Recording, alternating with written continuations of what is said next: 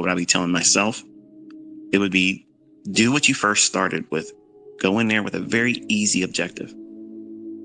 Now, some of you are already being critical and thinking, dude, $250 isn't going to do anything. Like, that's just literally, well, gas for one tank a week now, if you're getting one tank. And maybe a week's worth of groceries if you're single with no children. I don't know. I mean, I know it costs me a lot of money to put food in the house for my boys because they're growing, and it's not easy. It's not cheap. But with Ends, this series, I'm trying to cultivate this mindset as these new breed of traders that I've created here in 2022. How you can go out there and grab a hold of consistency and longevity. And it's the secret that I found, which didn't place too much emphasis on in the beginning. I quickly abandoned it, and it caused me to go into Ends. But if you go in and you start thinking to yourself, okay, if I can make $250 a week consistently, and I stop there and I do that consistently, that's $1,000 a month. Now, you all want to leave your job. Some of you do, oh, I love my job. I really don't want to. You want to leave your job. Don't lie to me and don't lie to yourself. If you could sit home or sit on a beach somewhere knowing that you only put in 90-minute workday, taking a trade that you've basically stalked for a couple days, and you made more than your job would have paid you for that month. Nobody wants to stay working in that environment. Okay, forget about it. You're not gonna convince me, and you're not gonna convince anybody else that you love your job so much that you want to give your personal time and freedom and be away from your family to be else rich. Okay, say that bullshit. Nobody believes that. So you all want that. That's why we're here. That's why we're trading, because we want to lead the rat race. And guess what? That's commendable, because there's a lot of people that say, you know what, it's too hard. I'm just going to suck it up. And they medicate themselves with alcohol and drugs and extracurricular things in their marriages and their relationships. That's a destructive path. As if you just simply say, hey, I have to have a job right now, but I don't have to have a job the rest of my life. I don't have to have that. That's a decision you're making. And that is still in your control, even with the things that are in play right now. Inflation, the struggles with, employment, finding, affordability with everything, housing, cars, all that stuff. I'm going to tackle all that stuff in this series. I'm making a practical trading series. See, it's not enough to simply say, ABC 1, 2, 3, here's the system, here's the setup, and go in and trade it and make money. That's not enough. It's too myopic. You're giving a child a loaded gun. That's never good, because harm is going to come. It's inevitable. So I know I've given you a 50 caliber Barrett, and you don't even realize it yet. But if you understand where you're going with it, what are you going to do with it, you'll see how easy it is to build wealth. Wealth doesn't happen. Your goal should be to work towards being rich. Rich is not wealthy. Wealthy is where the money's making money for you. Rich is where you don't need to work to make your bills. There's a difference there. So what I have thought about, and I'm using my son Caleb as a guinea pig, things are very, very expensive right now. And my oldest son that lives with me, he's about to get his driver's license, and he wants a Camaro.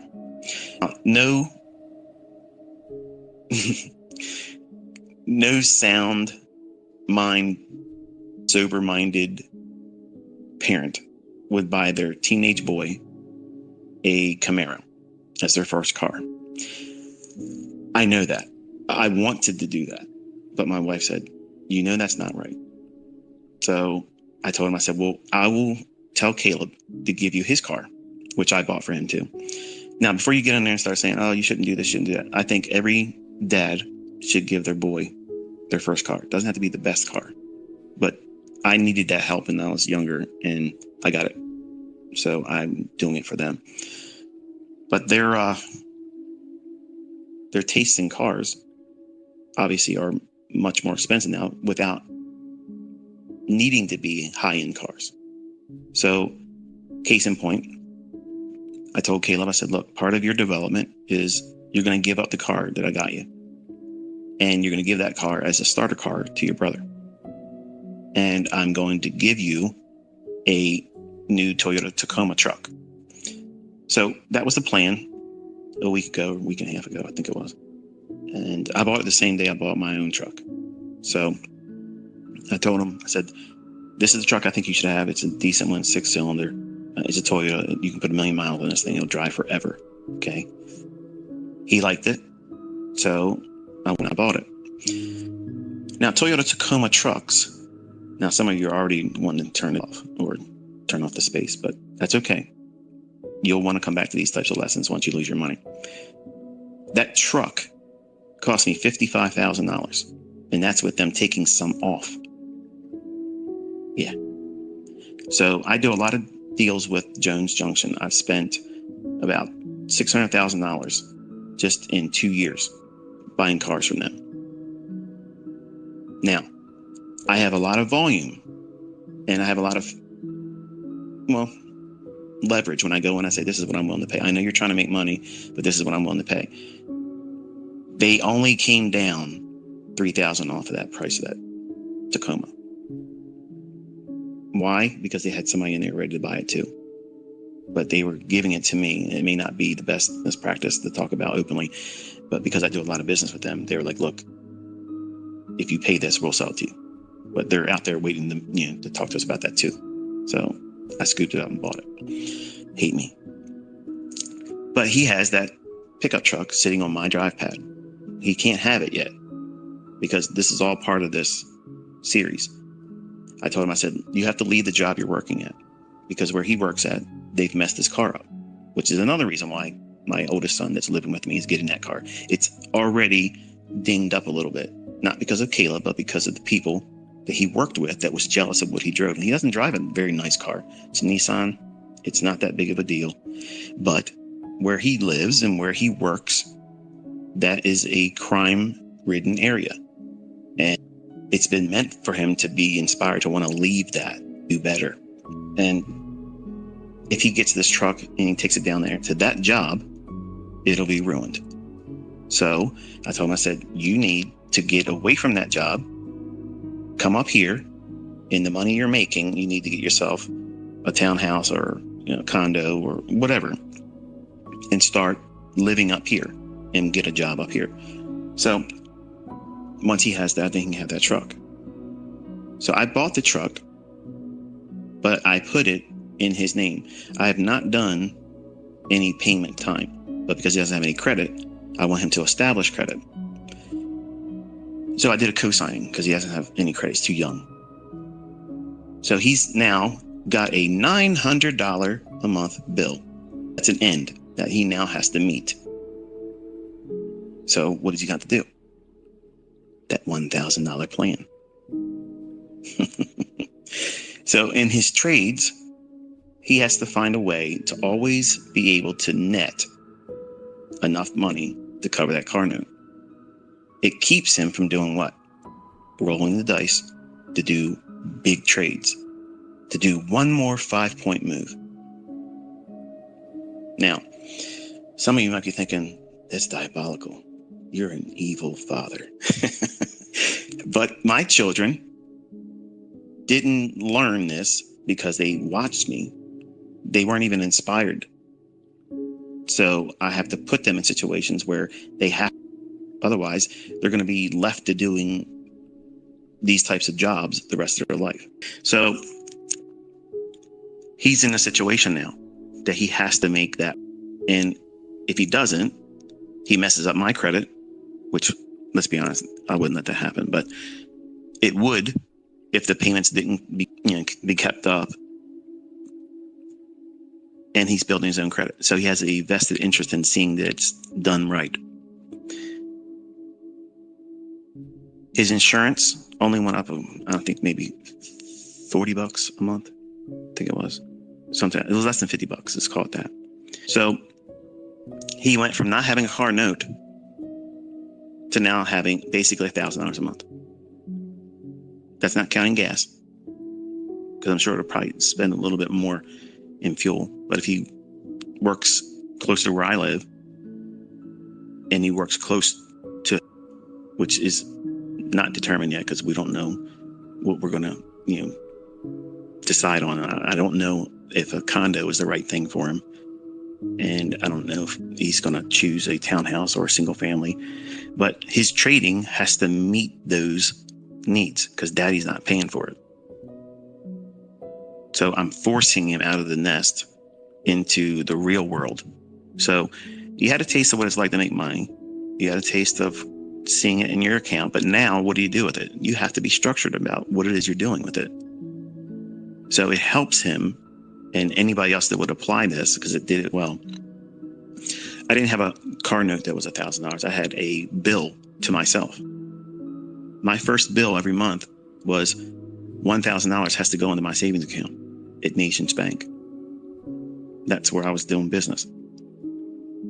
So all of my focus was making money to guarantee that I had that $1,000 a month to pay me first. Then I had a car payment. Then I had insurance. Then I had gym memberships and whatever things I was doing that were extracurricular, which at the beginning my trading wasn't much. Anytime I'd go out to eat with my friends, that kick around money, that pocket change, that would be after I paid my bills. And the first bill I paid myself was the $1,000 a month. So I lived on that principle that I paid myself first. And then everything else, whatever I had left, I lived on that. So I'm forcing my son into that. And I'm telling you as my students to do that same thing. So you might be laughing and thinking, man, I can't, $1,000 ain't gonna do nothing for me. Oh, really? Really? Okay, let's say you have a $2,500 a month mortgage. And that's pretty reasonable considering most houses are around $350,000. That's like the median price right now in the US. With maybe utilities and your mortgage, $2,500 is about there. What happens if you have $1,000 every month that goes towards that? How much of an ease on your stress and nerves would that bring you? I can tell you that would be a very big weight, and you're not getting everything covered, but you're doing the right thing. That's making ends meet. And then doing that month after month, slowly growing it more. So then you're trying to make $1,250 a month, and then $1,500 a month, $1,750, $2,000 a month. What that does, it allows you to grow with a principle-oriented approach that you have to make this work with a sober, low-hanging fruit objective and target. You're not out there just throwing the dice and say, okay, let's see what I can get. What's the best that can happen in this situation? That's a laboratory experiment that's guaranteed to blow up in your face. Versus, I don't need to do very much to make $250 a week. Even in Forex, as stagnant as those pairs are right now, you can still eke out $250 a week. It's not a big deal. It's easy.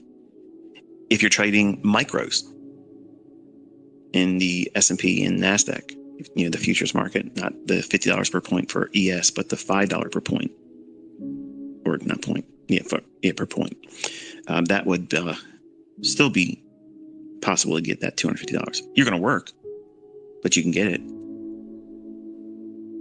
But you want to have a approach that allows you to do the very least and let the compounding over time and the new equity increases, let that do the heavy lifting.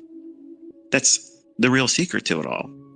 Doing something very small, cookie cutter approach. When I was on Baby Pips, okay, what did I preach? If you were with me back then, 2010, what was I teaching? Find one good setup, 25 pips a week. Now you can get 5 pips a day. If you're ultra new and you're scared to get into a trade and hold it to the completion, is there something wrong with going into a trade and getting out after 5 pips? No, not if you're new, because you're going to be scared. You're going to be terrified it's going to turn against you, and it might turn against you. But if it moves 5 pips in your favor and you're brand new and you cover and you get out, you gave yourself that cookie. And then you say, okay, I'm aiming for 25 pips, but I got out this entire week, every single day, and I got out with 5 pips of movement. It went to my target, or it came back and stopped me out. Who cares? But 5 pips it gave me, and I got it when it offered it to me. I closed it. I did it every day. So now I got my 25 pips. Is there anything wrong with that? No. Not if you're a brand new trader. Nope, absolutely not. And then the next week you go in and say, okay, I'm going to try to hold on and see if I can get to that 8 pips or 10 pips of the 25 I'm getting. And then when you get it, even though it looks like it's going in your favor to your target, you